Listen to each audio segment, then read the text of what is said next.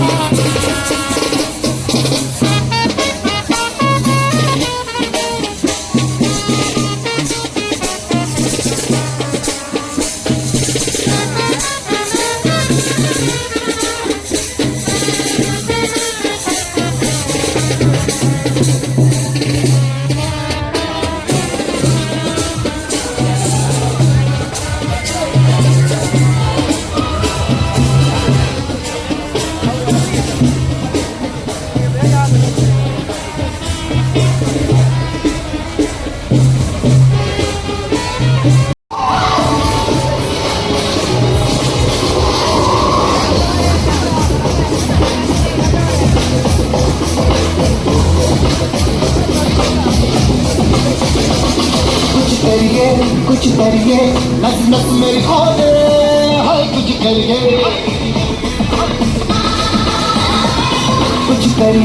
कुछ करिए बस बस बड़ा बोले अब कुछ करिए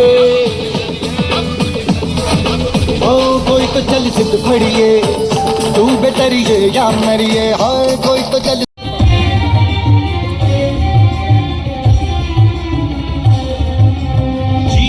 ಕೊಡಲೆಂದೇ ಕಾಮಧೇನು ಭುವಿಗೆಂದೇ ಜೀವ ಕೊಡಲೆಂದೇ ಕಾಮಧೇನದಿಂದ ಕ್ಷೀರ ಕೊಡಲೆಂದೇ ನಮಗೆ ಕ್ಷೀರ ಕೊಡಲೆಂದೇ ಅವಳಿಗೆ ಶರಣಿ ಸುಮಿಯ ಕೃತದಿ ಚಕ್ರ ಉಂಡು ನೀ ಅವರು ಇರುವೆಯ ಶಾಂತದಿ ಸುರಿಸುವ ಗೋವಿನ ಕಡಲಿಗೆ ಮಾತೆಯ ಮಹಿಮೆಯ ಅರಿಯದೆ ನೀನು ವ್ಯಾಘ್ರನಾಗಿಯೋ ಗೋಮಾತೆಯ ಮಹಿಮೆಯ ಅರಿಯದೆ ನೀನು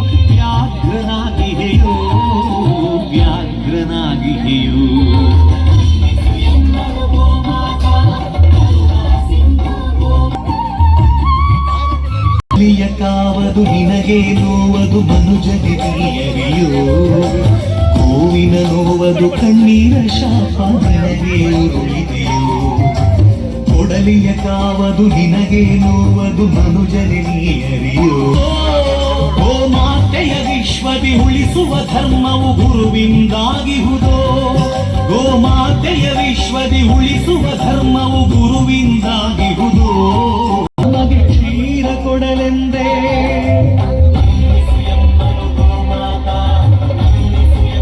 ಪ್ರಸ್ತಾವನೆಯಲ್ಲಿ ಉಲ್ಲೇಖ ಮಾಡಿದರು. ಅನೇಕ ಈ ರೀತಿಯ ದೊಡ್ಡ ಮಟ್ಟಿನಲ್ಲಿ ಮಾಡಿದ್ದೇವೆ.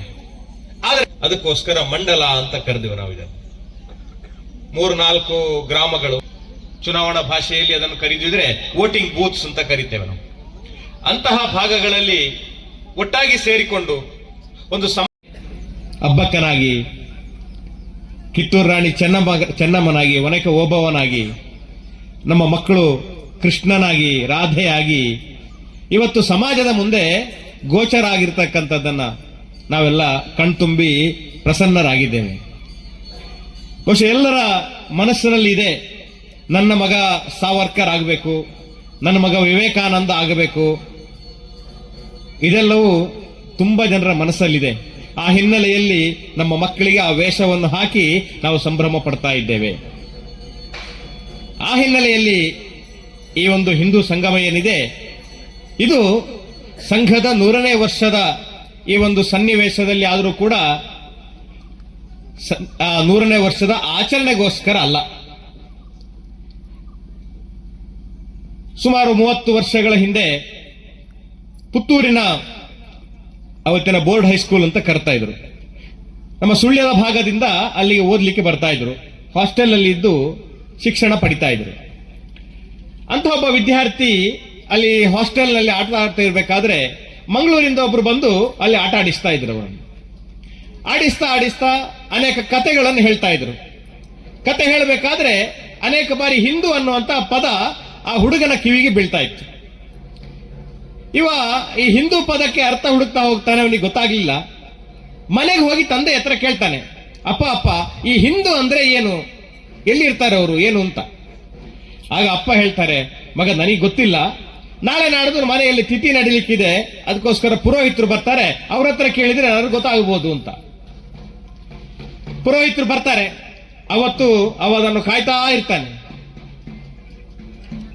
ಕಾದು ಪುರೋಹಿತರೇನು ಮನೆಯೊಳಗೆ ಬರಬೇಕಾದ್ರೆ ಇವ ತಕ್ಷಣ ಅವರನ್ನು ನಿಲ್ಲಿಸಿ ಕೇಳ್ತಾನೆ, ಪುರೋಹಿತರೆ ಈ ಹಿಂದೂಗಳು ಅಂದ್ರೆ ಯಾರು, ಹಿಂದೂಗಳು ಎಲ್ಲಿರ್ತಾರೆ, ಏನು ಕತೆ ಅಂತ. ಪುರೋಹಿತರಿಗೆ ಸ್ವಲ್ಪ ಗಾಬರಿ ಆಗಿಬಿಡ್ತಾರೆ. ಯಾಕಂದ್ರೆ ಅವತ್ತು ಅನೇಕ ಸಂಗತಿಗಳನ್ನು ಪುರೋಹಿತರೇ ಮನೆ ಮನೆಗೆ ತಲುಪಿಸ್ತಾ ಇದ್ದದ್ದು, ಪತ್ರಿಕೆಗಳಿರಲಿಲ್ಲ. ಅದರಿಂದ ಸಮ್ಯಕ್ ಗಮಯತಿ ಇತಿ ಸಂಗಮ ಅಂದ್ರೆ ಒಳ್ಳೆಯ ದಾರಿಯಲ್ಲಿ ನಮ್ಮನ್ನು ನಡೆಸುವಂತೆ ಮಾಡುತ್ತದೆ, ನಮಗೆ ಒಳ್ಳೆಯ ಜ್ಞಾನವನ್ನು ಕೊಡುತ್ತದೆ ಅಂತ ಅದರ ಅರ್ಥ. ಅದರಿಂದ ಹಿಂದೂ ಸಂಗಮ ಇದು ಸಂಗಮ ಆದದ್ರಿಂದ ಇಲ್ಲಿಯೂ ಕೂಡ ನಮಗೆ ಒಳ್ಳೆಯ ದಾರಿಯನ್ನು ತೋರಿಸಬೇಕು ಈ ಕಾರ್ಯಕ್ರಮ. ಅದರೊಟ್ಟಿಗೆ ಒಳ್ಳೆಯ ಜ್ಞಾನವನ್ನು ಕೊಡಬೇಕು. ಆಗ ಇದು ನಿಜವಾದ ಸಂಗಮ ಅಂತ ಆಗ್ತದೆ. ಅದರಿಂದ ಈಗಷ್ಟೇ ಎಲ್ಲ ವಿಚಾರಗಳನ್ನು ಹೇಳಿದ್ದಾರೆ, ಮತ್ತೊಮ್ಮೆ ನಾನು ಹೇಳಬೇಕಾಗಿಲ್ಲ. ಅದರಿಂದ ಅಂತಹ ಒಳ್ಳೆಯ ಜ್ಞಾನವನ್ನು ಕೊಟ್ಟಿದೆ, ಅದರೊಟ್ಟಿಗೆ ಅಂತಹ ಒಂದು ಪರಿಸರ ನಿರ್ಮಾಣದ ಜಾಗೃತಿಯನ್ನು ಕೂಡ ನೀಡಿದೆ. ಆದ್ದರಿಂದ ಈ ಸಂಗಮ ಅದು ನಿಜವಾದ ಹಿಂದೂ ಸಂಗಮವಾಗಿದೆ. ಅದರಿಂದ ಇದನ್ನು ಆಚರಿಸಿದಂಥ ಯೋಜಿಸಿದಂಥ ಎಲ್ಲರಿಗೂ ಕೂಡ ಆ ದೇವರ ಅನುಗ್ರಹ ಇರಲಿ. ಇದರೆಲ್ಲ ಸಾರ ನಾವು ಆಚರಣೆ ಮಾಡಬೇಕು, ಅದನ್ನು ಇನ್ನೊಬ್ಬರು ಆಚರಣೆ ಮಾಡ್ತಾ ಇಲ್ಲ ಅಂತ ಹೇಳಿದ್ರೆ ಅವರಿಗೆ ಹೇಳಿ ಆಚರಿಸುವಂತೆ ಮಾಡಬೇಕು ಅನ್ನೋದು ಇದೆಲ್ಲ ಮುಖ್ಯ ತಾತ್ಪರ್ಯ. ಅದು ಬರಬಾರದು.